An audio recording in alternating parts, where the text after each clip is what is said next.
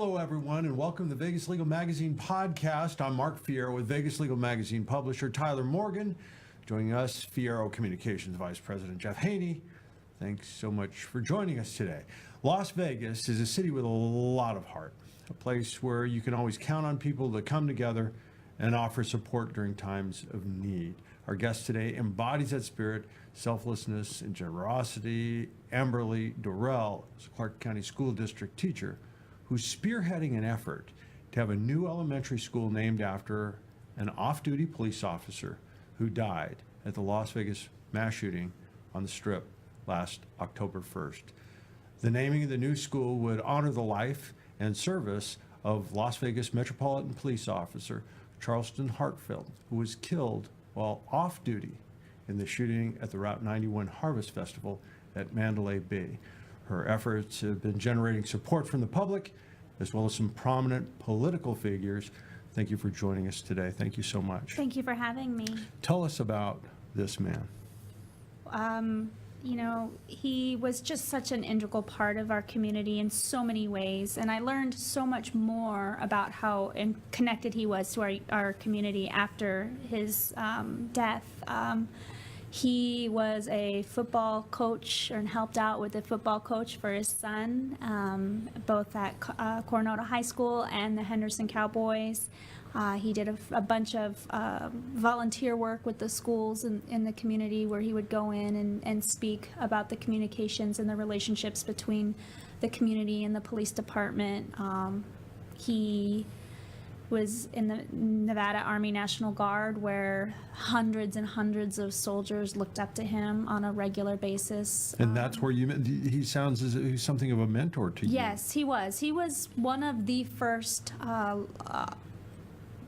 chain of command, people that I had in my career. He was my first sergeant. He was the platoon leader and quickly became first sergeant, and everyone looked up to him. He was your father figure.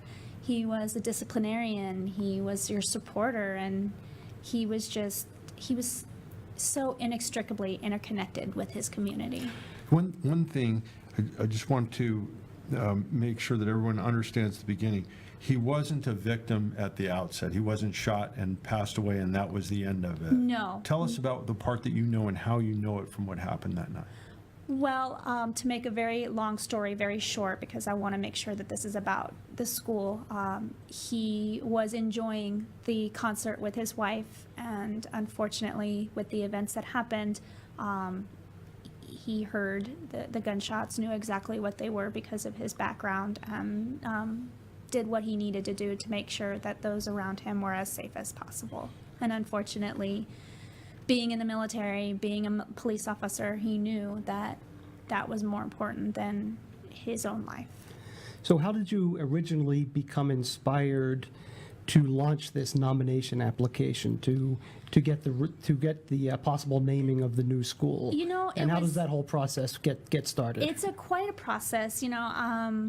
I was a wreck for a while after it happening, and a couple of the teachers at my school had a connection to what happened, and at my other job as well. And I was like, I needed to do something that was outstanding and lifelong, and would continue his legacy. And one of my other teachers, she kind of started up the idea, and I was like, I really want to do this. And she felt that I would probably be best suited since I knew him. She didn't. And so that's the start of it. And it's going to be an amazing thing if it actually comes about. And just for anyone who may not be familiar with the story yet, the idea is to name an upcoming school, a brand new school. Correct. Is that correct? As opposed to renaming an existing one? Right. It'll be the 2019-2020 school year. There's 3 schools, one in Henderson, one in the northeast, I think, and then one on the other. 3 way different areas. I can't remember what the third one is, but. When would you find out whether your petition is actually accepted?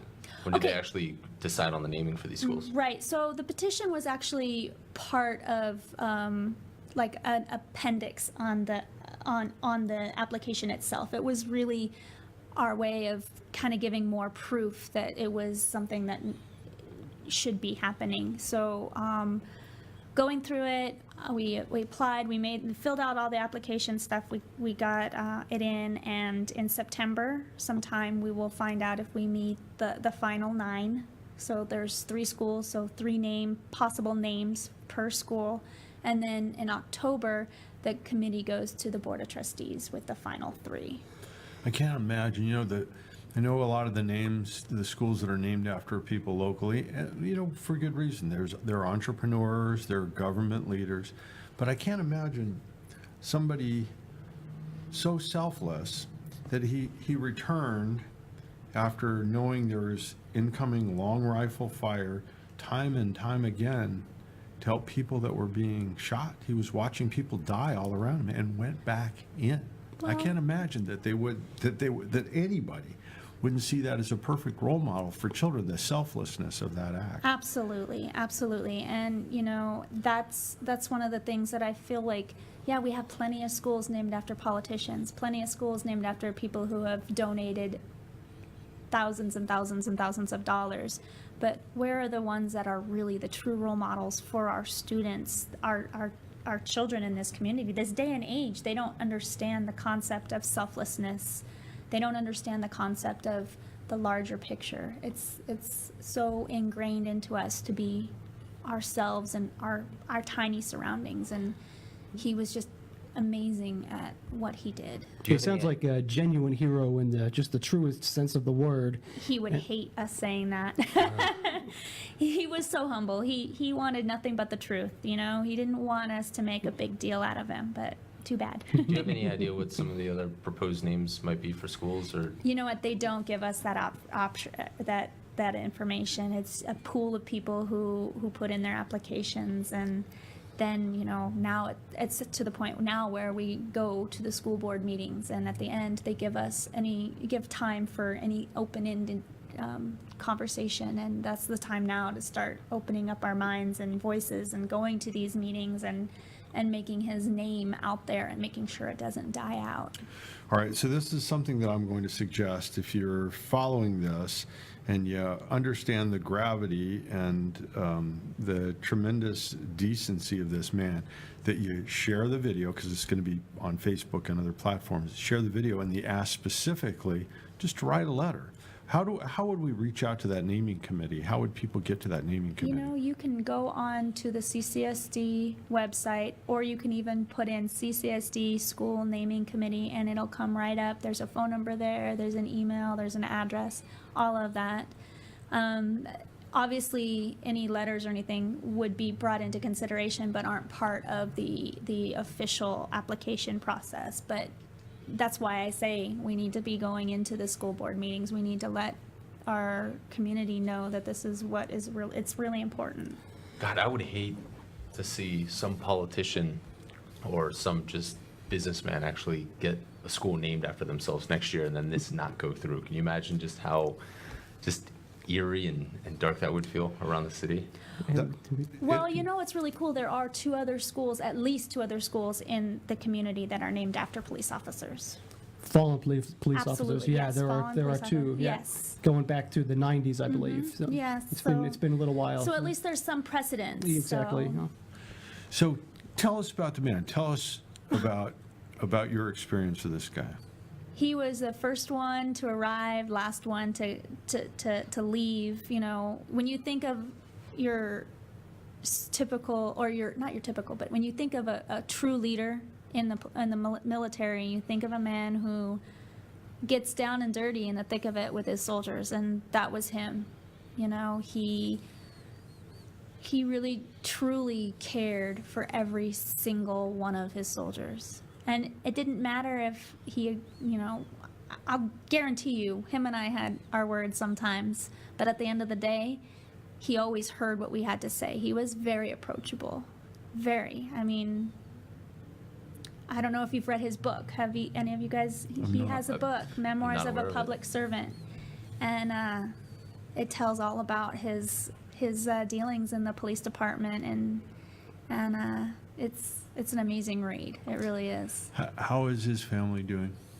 as well as they can. I mean, he's got 2 children and a wife, and Veronica is truly an amazing woman. She's strong. She's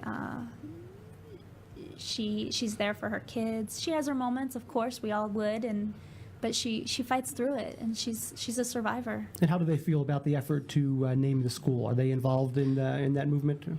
They are. I did not start this whole process until I got her blessing. She was the first person I went to, and I asked for her blessing before I even started it. And I didn't want her to be I didn't want her to be burdened with anything extra in the situation. So I did what I could to keep that from her.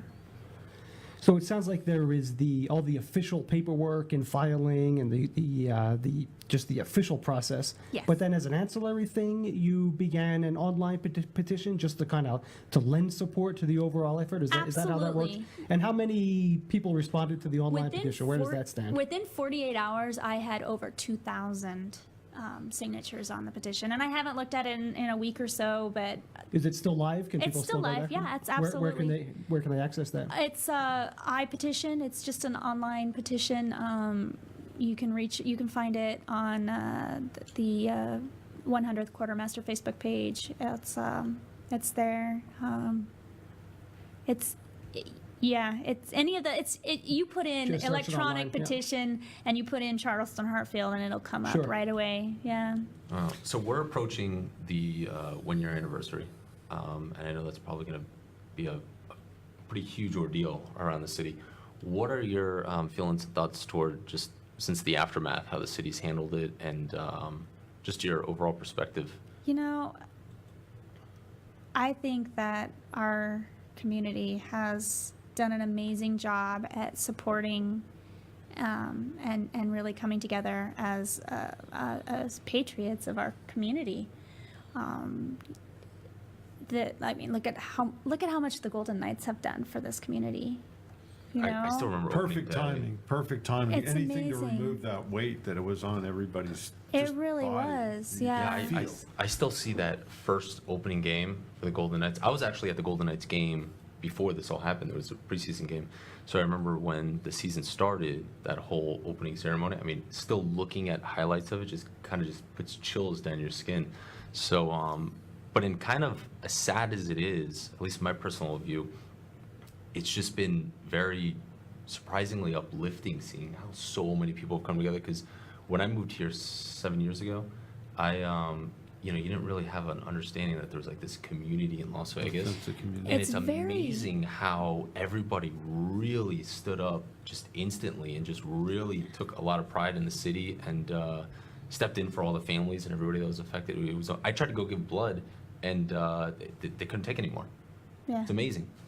Yeah, it's interesting you say that, because when I first came here, I saw packs, like little groups of communities, and as a teacher, and I work in a Title I low income area, very transient area, and you don't think that there's that camaraderie, but then when you look at the bigger picture and when you see things like this happening, it's amazing, and it's beautiful to see how strong we are, the Vegas strong. I don't know how many buildings you walk by even today and you see that hashtag Vegas strong, and it's inspiring.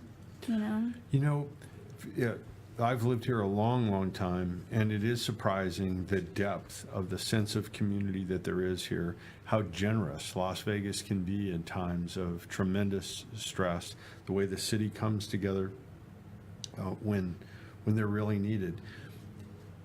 I woke up that night, I'm not sure exactly why. I woke up that night and I read the headline in the Review Journal, and I read it a couple of times, and it just wasn't sinking in. And the number of overall casualties, when I woke up in the morning, it seemed like I had processed something wrong, that it couldn't possibly be that many people. The shock of that, but then at the same time to see how many people stopped everything that they were doing and were just picking people up off of the streets, that stopped their lives to help people, to rush them to the hospital.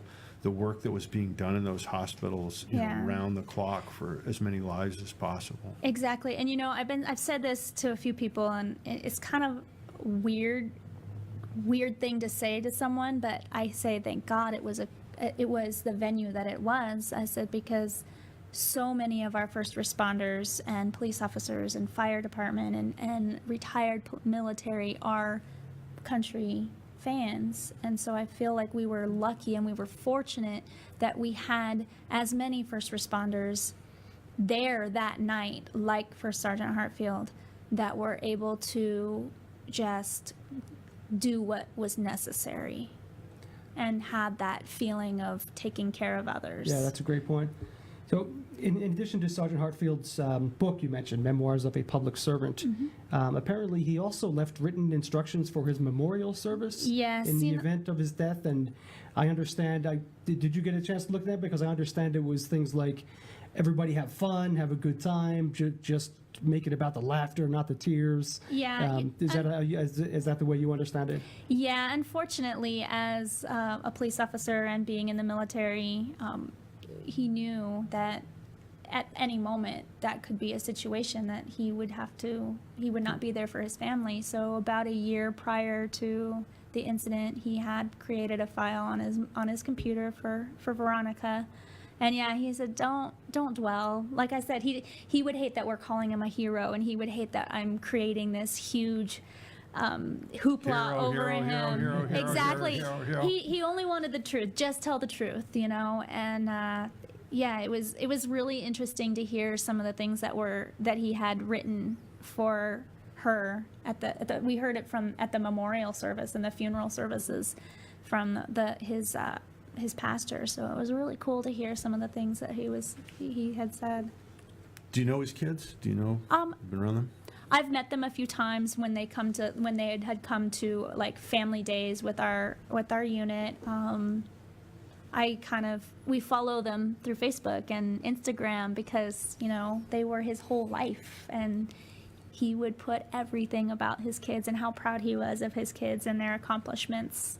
And Savannah and Isaiah is an amazing football player, and he is the spitting image of his dad. So let's go through the list. What is it that we can do to help the family? What is it that we can do to make this school a reality? Well, we need to get to the school board meetings, and we need to make our voices heard and not let his name fall by the wayside when it comes to this whole committee and naming of a school. And you can get to the school board committee times and meetings on again the CCSD website. They're open for the public to see. And then if anybody, you can either share this or take a moment to post on Facebook about this, just so that word gets out. Because I think there are a lot of people who truly do care. When somebody so selflessly returns over and over to a field of fire, knowing full well what a touch of one of these high-powered rifles can do to a human being, and returns to the field selflessly to help other people, when a lot of good people, a lot of very brave people with training, were frozen in place. We can't blame them. Who can face that kind of threat? But he did. He did it over and over again, and he did it for people that he had never even met. Yeah. He took it, in the military we say train as we fight, and that's just the way his mentality is to do. He was so selfless. Well, of all the things that I would say, the people that I've met in Las Vegas, it sounds like Officer Charleston Hartfield was one of the people that I wish I would have had a chance to meet in life. I have been very blessed to meet him and to be part of his journey in life, and for him to have been a part of mine. Amberley Dorrell, thank you so much for joining us today. No, thank you for having me. We really, and you guys out there, get busy, because we really do have to have a school named after this fine Metropolitan Police officer, a fine member of our community.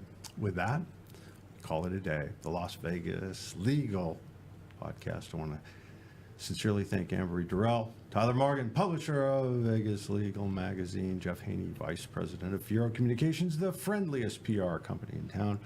Remember to like and share the Vegas Legal Magazine podcast on Facebook, especially this one. You can catch us on YouTube and my personal favorite, Stitcher. For all of you out there with a story idea, or an axe to grind, get a hold of Vegas Legal, the leading magazine in the Southern Nevada legal market. You can call Tyler at 702-222-3476. reach out, tell us, tell your friends. Have a good one. We're out of here.